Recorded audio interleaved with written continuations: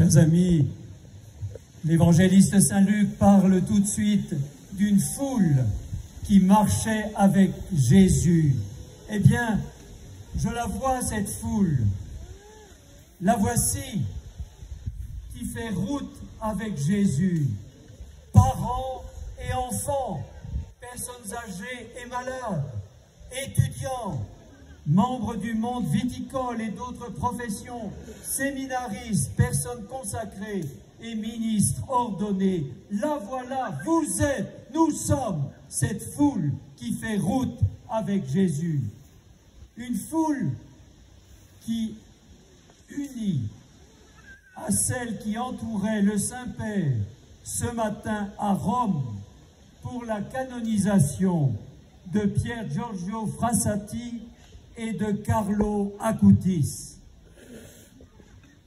Et nous sommes unis à la joie de l'Église universelle parce que deux nouveaux saints nous sont donnés en exemple et comme guide.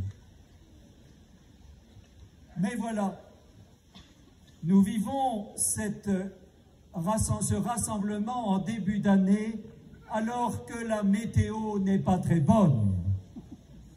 Des nuages gris ou noirs de la guerre dans différents pays. Et dans le nôtre, quelques avis de tempête pour cette semaine. Alors, quelle orientation donner à notre année scolaire? Bien entendu, si nous sommes ici, c'est clair. Comme c'était indiqué dans la première lecture, nous voulons faire ce qui plaît au Seigneur. Et qu'est-ce qui plaît au Seigneur? Eh bien, à partir des textes, je voudrais retenir trois mots qui pourront guider notre année. Sommet, amis et maison. Sommet. Qu'est-ce qui te plaît, Seigneur? Jésus est clair. Il le dit. Il s'agit de le préférer par-dessus tout et de porter sa croix. C'est fou, disent certains. Vertigineux, c'est trop, ça frise le fanatisme. Telle cette dame âgée que je rencontre dans une rue à Bordeaux. Monseigneur, je suis une de vos ouailles. Je fais mes dévotions à Notre-Dame d'Aquitaine et je donne au denier du culte. Quelle joie pour le pasteur et encore davantage pour l'économe diocésain. Mais elle ajoute, mais voilà, Monseigneur, la religion, c'est comme les cannelés bordelais. C'est très bon, ça fait du bien. Et puis elle me regarde avec son petit doigt et son petit air moqueur, mais point trop n'en faut. Alors d'un coup, madame, mais est-ce que ça a été l'attitude de la Sainte Vierge que vous priez tous les jours? Cet échange dans la rue m'a éclairé sur une attitude qui nous est fréquente. Souvent dans nos vies, nous ajustons nos objectifs à nos petits moyens. Jésus, dans l'Évangile, me propose de faire avec lui un 8000 mètres, mais moi je préfère la montagne à vache. Alors Jésus, en ce début d'année, insiste. Non, l'objectif est clair avec moi. Si tu veux être mon disciple, l'objectif ne se négocie pas. Le préférer, lui, Jésus, à tout, et porter notre croix. Ce sera un 8000 mètres. Alors, s'il te plaît, nous dit Jésus dans l'Évangile, s'il te plaît, cette année, ajuste tes moyens aux objectifs que je te donne. En route, chers amis, pour le 8000 mètres avec Jésus, mais avec les moyens nécessaires, avec les conversions nécessaires. Pourquoi je dis cela? Parce que c'est celui qui nous est présenté par l'Église en modèle, Pier Giorgio Frassati, un montagnard qui accepte avec enthousiasme le projet de Jésus. Et il choisit une devise, verso l'alto, vers les sommets.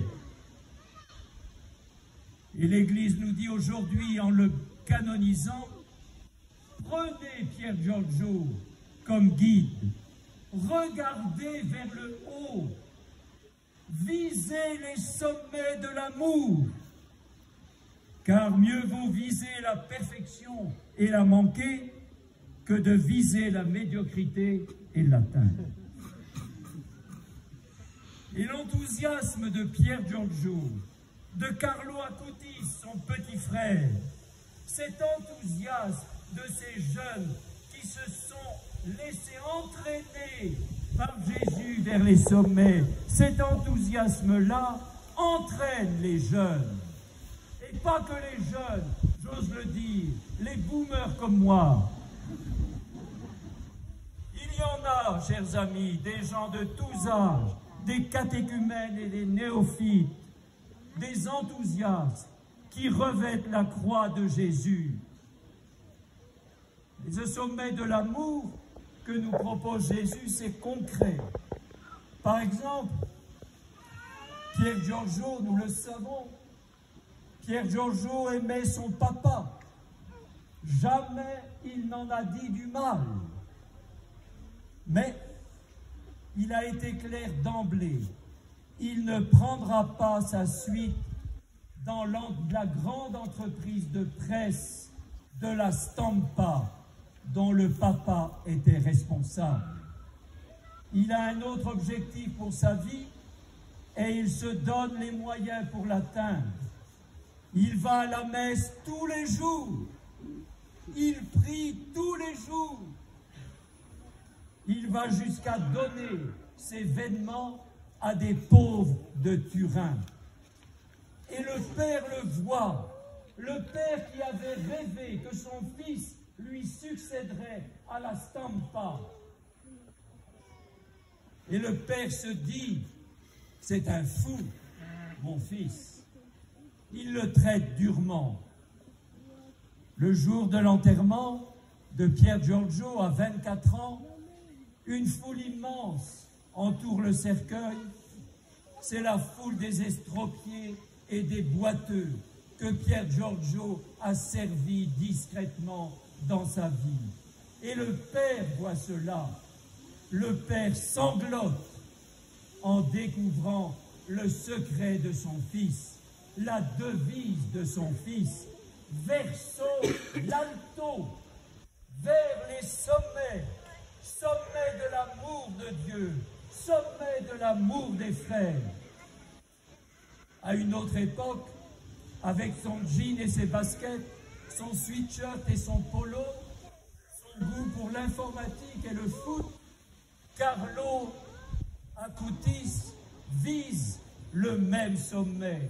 Lui aussi désire l'amitié par-dessus tout, l'amitié avec le Christ, amitié reçue dans l'Eucharistie. Il porte lui aussi le souci des plus fragiles. L'un et l'autre vivent ce que dit saint Paul dans la deuxième lecture. Traite Onésime, je cite saint Paul, traite Onésime non plus comme un esclave, mais plus qu'un esclave, ton frère bien-aimé. Chers amis, cette parole-là vaut pour nous aussi, nous qui voulons atteindre, comme Pier Giorgio, comme Carlo Acutis, qui voulons atteindre les sommets de l'amour. Aujourd'hui, peuple, de Gironde traite les esclaves de la drogue, des réseaux sociaux, de la violence. Traite-les comme tes frères bien-aimés. C'est notre programme, le programme des amis, de tous les amis dans le Seigneur. Quel beau signe, chers amis, déjà. Quel beau signe pour Jésus et pour Notre-Dame de Verdelais que vous soyez là ce soir. Vous dites l'amour que vous avez pour Jésus et pour Notre-Dame en ce début d'année. C'est un bel acte de foi que vous faites. Et puis, j'en suis témoin dans vos familles, dans les paroisses de Gironde, dans les hôpitaux d'aumônerie ou de prison. Chers amis, que de cœur vous réconfortez, que de mains vous soutenez, que de larmes vous essuyez, que d'amour vous mettez dans le service caché, humble et désintéressé. Merci à vous, mes amis dans le Seigneur, car vous l'êtes vraiment. Et cette amitié-là, j'ose le dire avec le pape, il l'a dit aux jeunes à Rome cet été, cette amitié-là peut changer le monde. Elle est le chemin vers la paix. Et Léon XIV, notre nouveau pape, poursuit en étant très concret. Et j'évoque le troisième mot. Sommet, amis, maison. Je cite le pape.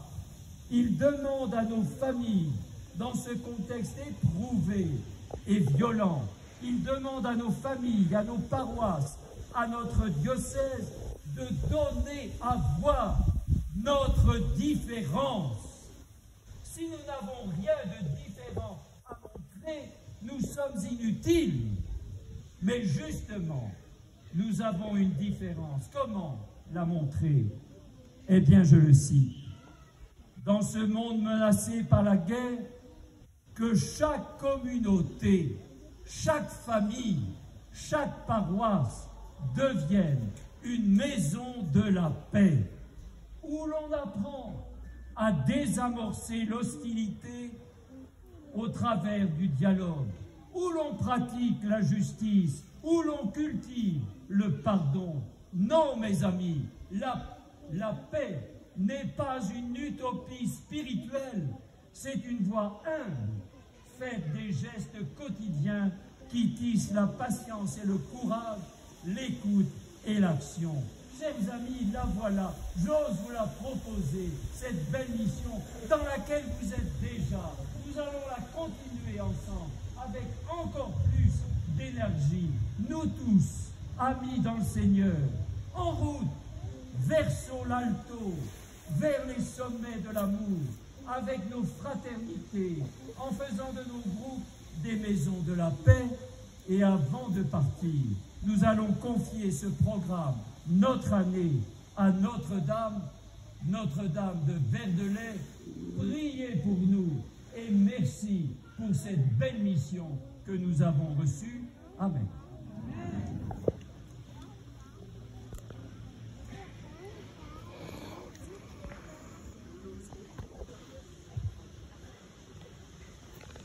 Alors ensemble, nous